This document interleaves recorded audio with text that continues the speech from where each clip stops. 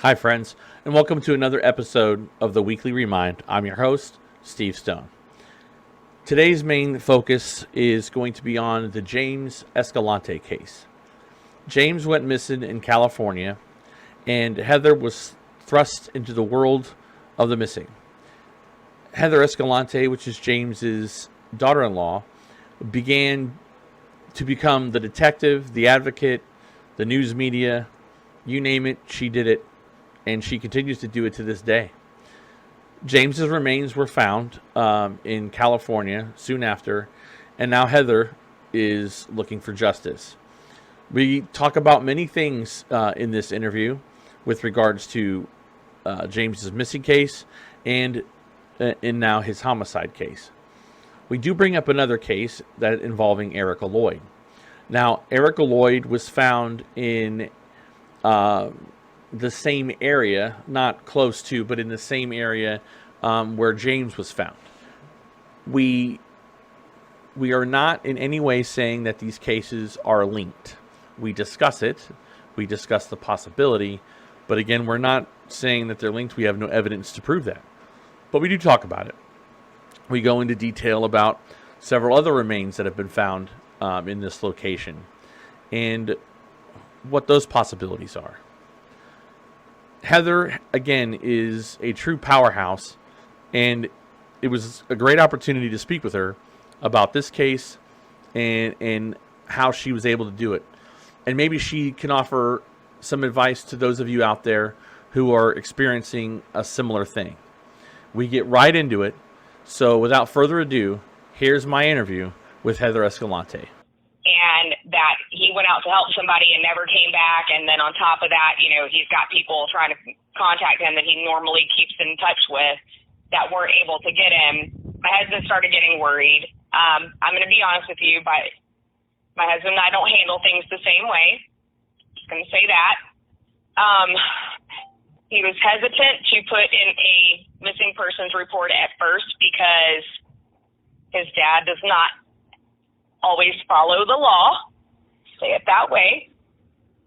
And he was thinking like, oh, well, if he's hiding from the cops and I send the cops looking for him, he's going to be pissed. So he didn't file a missing persons report when both me and his mom told him he should.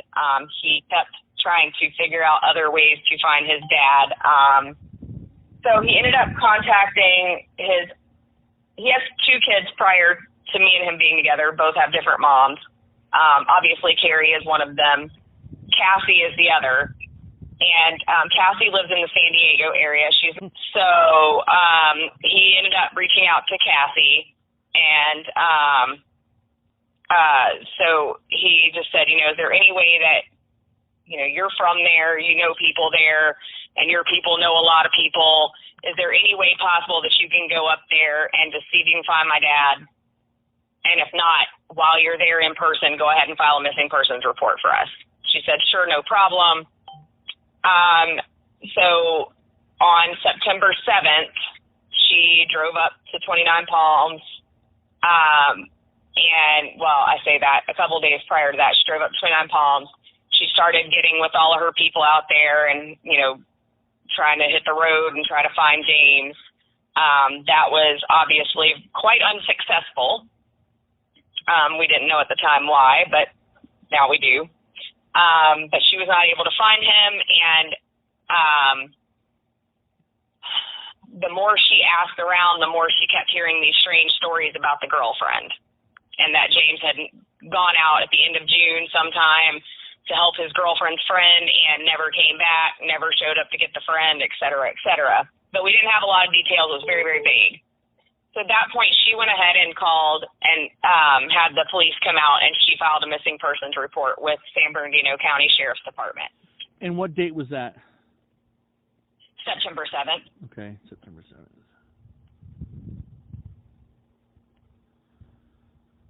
And let me ask you this: was the young girl missing before your dad? Erica Lloyd? Yeah. Mm-hmm. Okay. 8 days prior. 8 days prior. Quarter mile. Like we're talking about the time frame around June, right? Correct, yeah. Okay. She went missing. So we have nailed down, and we aren't sure with 100% accuracy that June 25th is the day he went missing, but I would say if it's not June 25th, that's very, very, very close from what I can gather from talking to other people and when they last spoke to him. The 25th date came from Sherry, and I don't trust her. Well, however, I would say it's pretty close. And let me ask you this: Who was it that said he was out looking for a missing person or help looking for someone? Everybody in town that had any knowledge of James being missing. I just find it odd, and again, I try not to speculate, but I'm just correlating the events because, again, you've got, for lack of a better term, you have a killing field in a remote area where this Sherry is living, hanging out, doing drugs, whatever. You have Erica Lloyd potentially going missing days before James. And then there's a story that James is out looking for, quote unquote, a friend or a missing person. I just tying all that together. If you string it together, it's like they're trying to establish a narrative. Like, correct. You know, Erica Lloyd went missing, but they didn't say who this person was. It just, I find that really peculiar. I find a lot of things peculiar. To be honest. But doesn't that make sense, though? Like, if they're trying to establish a certain narrative that, and they're behind, let's say, nothing's a coincidence in a homicide investigation. I just never believe it. So, like, I don't either. Erica Lloyd is disappeared, and she's found in the same general vicinity, and yeah, so, and they're stringing it along. Oh, it's connected, but it's don't look here, nothing to see here. You know? Right. Yeah. And that's kind of, you know, that's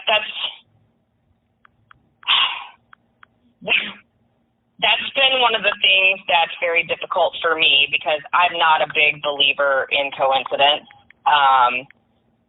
Now, I will say most of the people in town are not as familiar with the lady D, Sherry's friend D, who, come to find out later, is who Sherry claims he was going to help.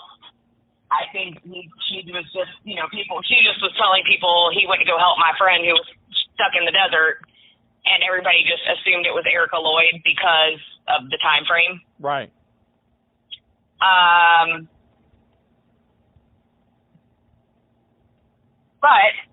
So September 7th, we reported him missing. I immediately took to Facebook, created a page for James, started making missing persons flyers and putting them out there, joining groups, you know, those community groups like What's Happening in 29 Palms and all those, you know, places up near there, any of the community pages I could find and groups and stuff, and joining those so that I could share his missing persons flyer out there. Very quickly after doing that, I received a private message from a gentleman in the from the Wonder Valley, 29 Palms area. And I guess he had already done his homework on me and realized that I was legitimately who I said I was. And he reached out to me in a private message, and he said, you know, basically that he had already kind of stalked me and realized that I truly was Jonathan Escalante's wife. That he knew my husband from school. They weren't friends, but they knew who each other were. They hung in similar circles, and that was the only reason that he was even remotely speaking to me at all. And let me know that on August 8th, he had found some remains out near Shelton Road, or off of Shelton Road in that general vicinity.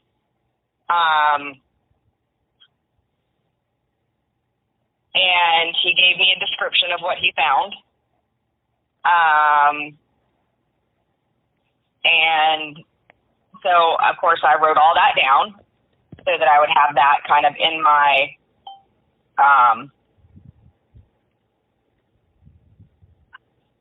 notes, so that if that, you know, and I'll be honest with you, I had seen the one article that came out about those remains that I was able to find, and it was very, very vague. It just said skeletal remains were found in that area, but then it said that they weren't sure if they were related to the Erica Lloyd case or not. So I'll be honest with you, from that, I just assumed, which was my dumb fault, we all know what assuming does, that they were female remains. Right.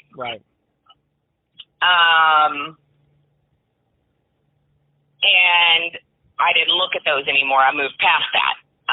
Because I had been trying to keep up with Erica Lloyd's story because I thought it was kind of very coincidental that all of a sudden people are going missing in the same area too, Even before my father-in-law was reported missing officially, I was already watching Erica Lloyd's case and I was already paying attention to the news out there. So I had seen that article. I just didn't do anything with it because I thought it was female remains. Based on the way it was worded. And he said, no, he said, I'm actually pretty sure they're male remains from what I've heard around town. He said, I really don't know. I haven't seen an article come out with an update. He said, but I will tell you, he said, I know who your father-in-law is. He said, it's been a long time since I've seen him, but he said, I know how, he said, basically the remains were found in a plaid shirt, jeans, tennis shoes with a, slightly past the shoulders, dark hair pulled back. And they were skeletal other than the hair and some of the clothing, right? Right. So he's like, it could have been male or female, to be honest. I mean, it was not overly feminine clothes, but I wear plaid shirts and jeans and tennis shoes every day. So, means nothing. Right. Long hair, kind of hard to distinguish. And he said there was not enough left of this person to distinguish any identifying marks or features. Yeah. So from that, I was like, great. Then he tells me there was a red bike that was not too far from the remains. And we already knew that because the day that I call her my wife-in-law, had gone up there to file the missing persons report. Yeah, that's what we call each other. Don't ask. I think it's cool. We're actually really, really close. It's kind of funny. But so when she was out there, they actually ran into, when they were out looking for James on the 7th, they actually ran into a guy out there named Doug Billings. And Doug Billings is a cave and mine expert out there. And he's actually helped find missing people before because, the mountainous areas up in the desert and all out there are filled with old abandoned mine shafts and stuff. Yep. And so he's actually a couple of years ago found a missing person in one of the mine shafts out there because he's one of the only people skilled enough to really go down there, and he's really good at tracking and gridding and all that stuff. So he actually helped look for Erica Lloyd too. He did not find her, but he did help look for her.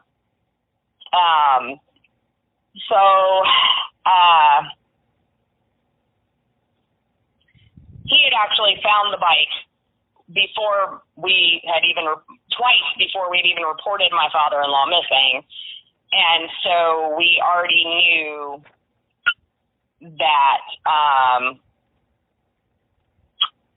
we'd already gotten a picture of it. He let us have a picture to show us what he had found out there. Yeah.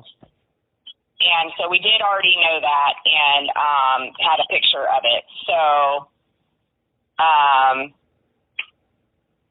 when he told me about the bike, I said, okay, we already kind of knew about it. So it was fine. We knew that it had been found and we knew it was still out there.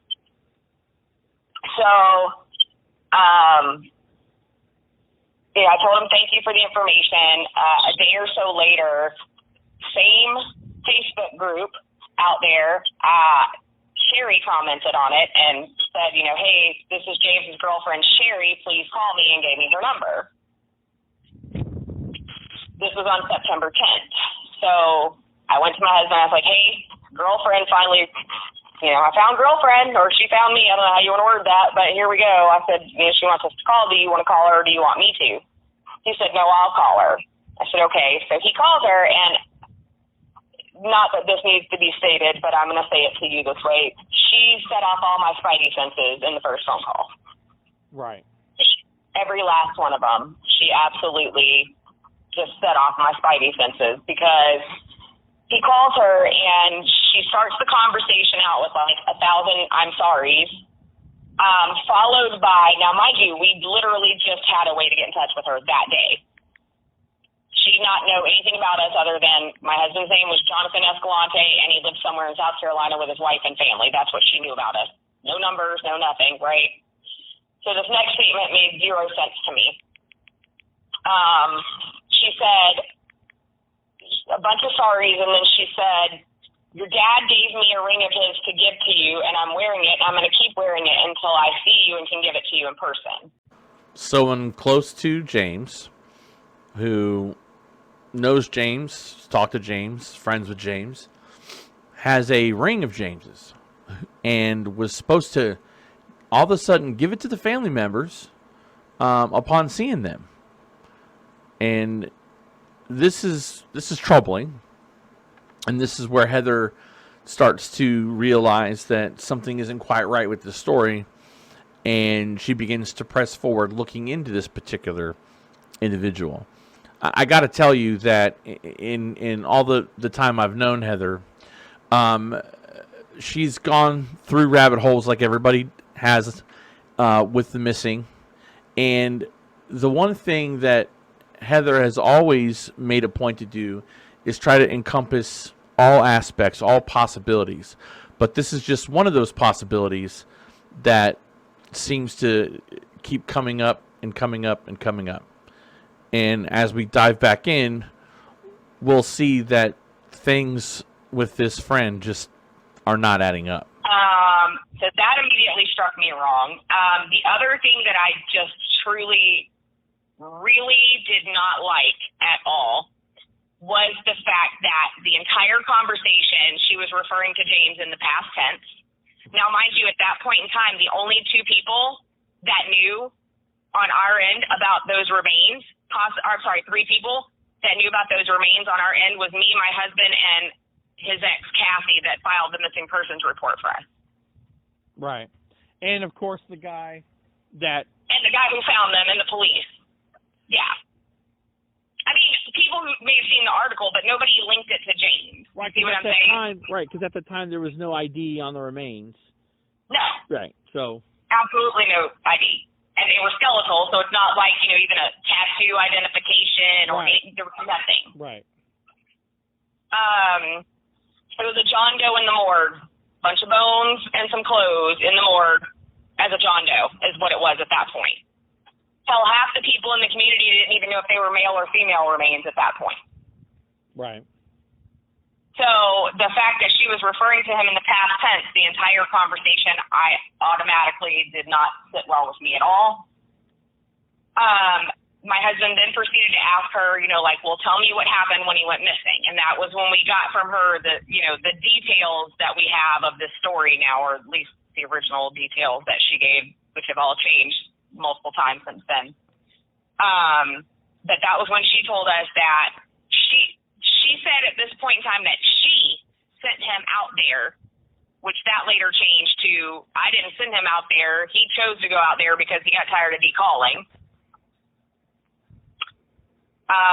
To rescue her friend B, who was stuck in the sugar sand out in the desert in her car, looking for rocks. That he left. The time that he left changed umpteen dozen times since the story first began. I think originally it was around 8:30 in the morning, and then it was 10 something in the morning, and then, but no matter which version she tells, as far as what time he left, her version is always that it's a several hour span between when he left and when the three-way call was supposedly made. Right. From that intersection, but I Google mapped it, and a bike ride, and I even did it as a bike ride from their home to that intersection on Google Maps shows as an 11-minute commute. So there would be no reason why he'd be gone for hours. Absolutely not, no. Not before he got to that intersection and said, I can't find her. No, it doesn't make any sense. Right. It's an 11-minute bike ride. Did James have a cell phone? I might have asked you that. He did? He did. Okay. And it's funny that you asked that, too, because there were several people in the community that, after James went missing, but before we had reported him missing, Sherry had told them that he didn't have his phone on him when he went missing. Then that changed to he did have his phone on him when he went missing. And she even went so far as to have a family friend. She told his family friend, well, yeah, he had his phone on him when he went missing, and I pinged it, and it's pinging at the reservation down the hill. Can you please drive down there and see if you can find James? How was she pinging a phone? She never said. And here's the funny part. His phone was actually found inoperable 125 feet from his remains. So absolutely part of the problem. So that was another piece of it. And then that's when she said, Tank was at work with this guy named Gary that day. And, he was at work, and Gary's, he was riding with Gary. She was originally asking for Gary to come rescue her, but he couldn't because he was Tank to come rescue her, but he couldn't because he was at work. They basically let her know, when we get off work, we can help you, but we can't until then. James ended up going out there on the bike. He gets to this intersection where she's supposed to be right off of, and he calls Sherry. He says, I'm here at this intersection. I can't find Dee. Sherry gets the brilliant idea to call Dee on three-way. I don't think Sherry's that smart, but, whatever. And then they call Dee on three-way. They talk to Dee, tell her to honk her horn. She honks her horn. James says, I got it. He hangs up. No one ever sees or hears from him again. Ever. He never makes it to Dee. Now, mind you, they could have seen each other had she just gotten out of her vehicle and walked from behind the shack that her car was stuck behind, supposedly, right? Right. But he never got there. She never saw him. Nobody knows what the fuck happened to him. I just think that's bizarre. From where the remains were found to where she was stuck, where is that in relation to one another? Oh, it's not that far from each other. Okay. Yeah. Yep. And I can share GPS coordinates with you and all that, so you can kind of see how to explain it, So, whatever. but it's within the area. Oh, very much so. Yes, absolutely. So what I'm saying is she's trying to tie this into a narrative. Correct. Because if he's found, that makes sense. He must have gone out there and he was snake bit or whatever her excuse is going to be. Oh, heat stroke. Oh, okay, yeah, heat stroke, right. From a guy who has lived in the desert his entire fucking life, and most of the time, even when he had a car and a license, still rode a bike around there. Yeah, I'm not buying that either. Right. And she even said he took bottles of water with him, several bottles of water with him that day, but he went out there and had a heat stroke. So, after all this stuff, all the information that you found in the very early on, what was the main lack of motivation for law enforcement to, in your opinion, to not want to proceed for this case or work hard on James's case?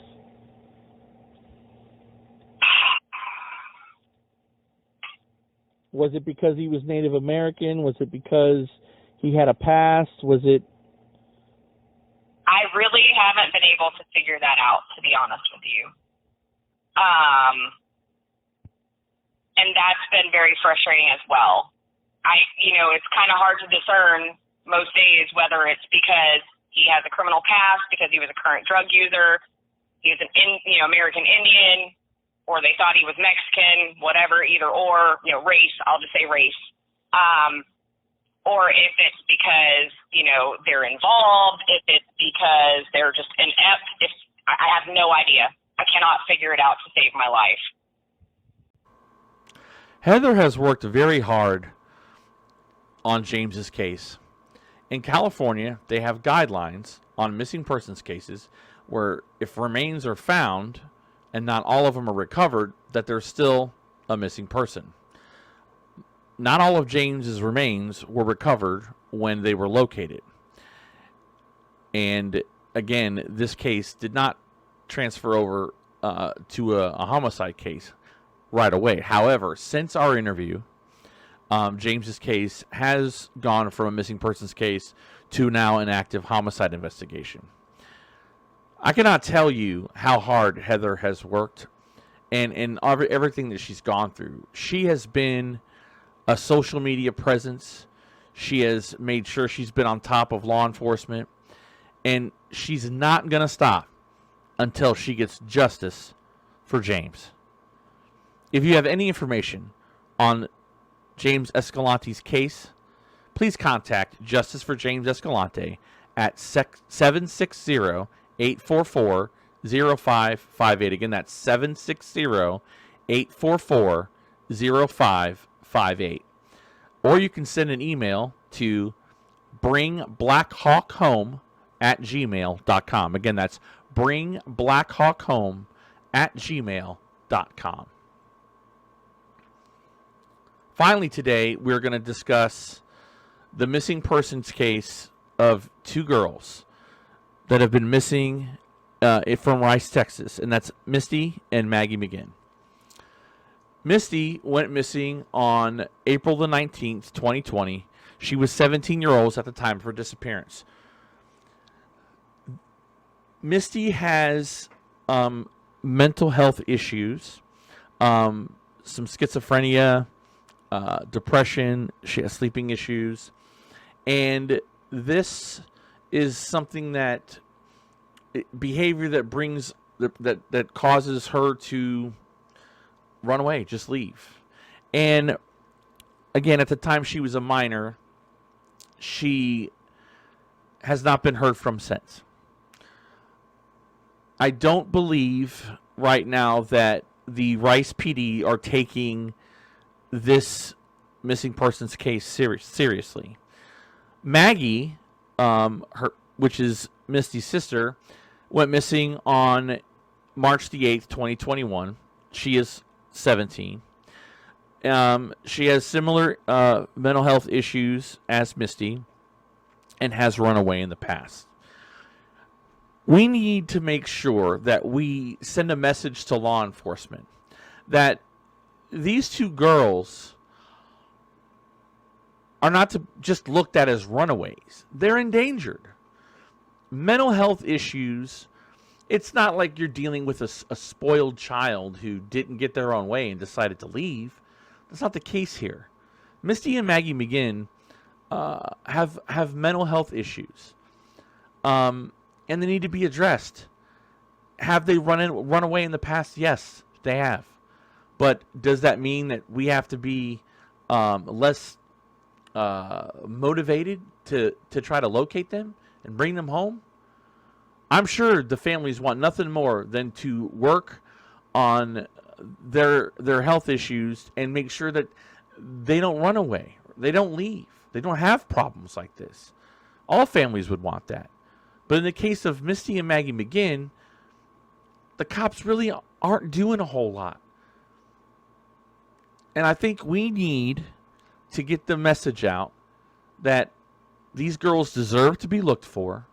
They deserve to be found so that they can get the help that they need. Misty Mcginn is about 5'3" tall, 140 pounds, between 160 pounds.